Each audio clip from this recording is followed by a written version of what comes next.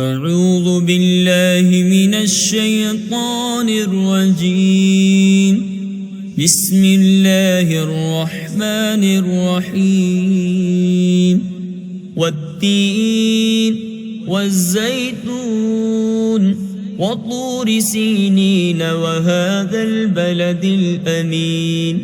لقد خلقنا الإنسان في أحسن تقويم ثم رددناه أسفل سافلين إلا الذين آمنوا وعملوا الصالحات فلهم أجر غير ممنون.